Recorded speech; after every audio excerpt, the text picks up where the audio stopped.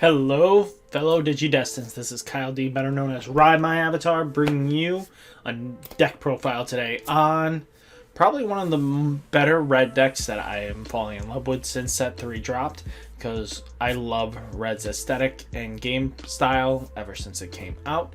So without further ado, let's go over. So if you guys want to catch me on a live stream to come just hang out, play against me as I test decks out, swing by every Monday.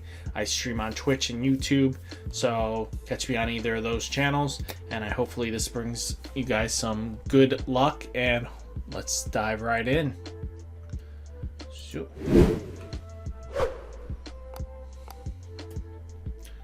So of course we have our red deck. So Digimon is our main target that we want to run, so that's why we play 4 of. So when your opponent has 5 or more cards in their trash, this Digimon gets 1,000. So this does stack, so if you play your cards right, you can definitely do a lot of neat stuff with it. I play one Greymon, so if this Digimon has 4 or more Digi sources, this Digimon gets plus 1,000. Same thing as Digimon, but a little bit different. It's kind of slower. They both take special requirements to go live. Next we have Agumon. So when played, reveal the top 5 cards of your deck, add 1 tamer card from amongst them to your hand, put the rest at the bottom of your deck in any order. So basically we're trying to get to our ties, especially once our opponent starts locking us with 1 memory.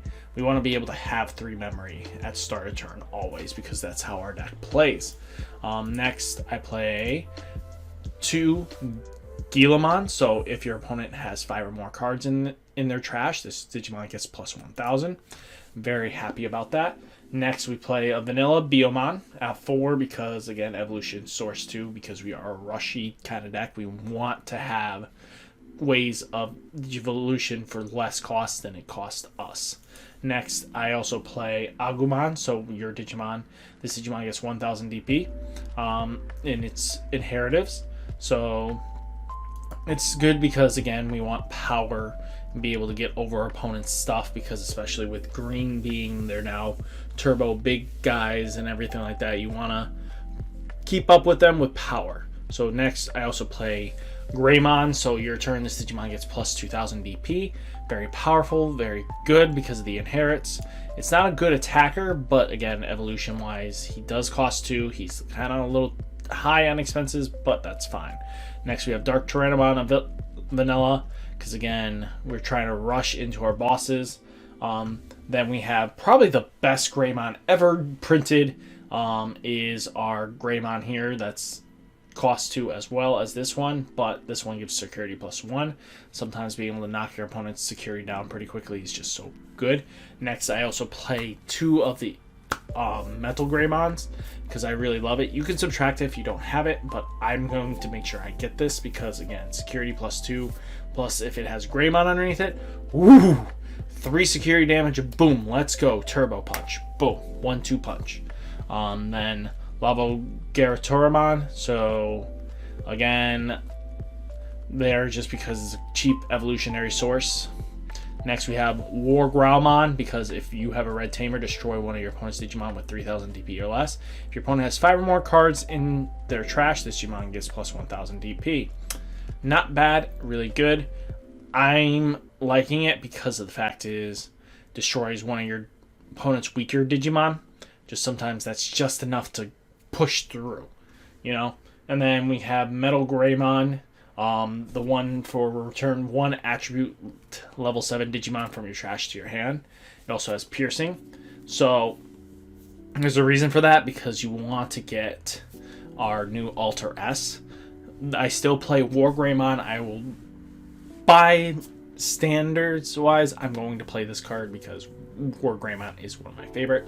So if this Digimon gets security plus 1 until the end of your turn, and when the Digimon security check reveals an option card, that card's security does not activate. So it pretty much says, oh look, you flipped a Terraforce, ain't activating. Hey look, you flipped a Javelin, ain't working. Whew, done. And now we have Blitz Greymon in the deck because Blitz is just so good because, again, bringing down your opponent's Digimon 2 levels can just win games. Bring them down to a regular rookie again, making them have to climb and you only giving them 1 resource to do so. Ooh, nasty.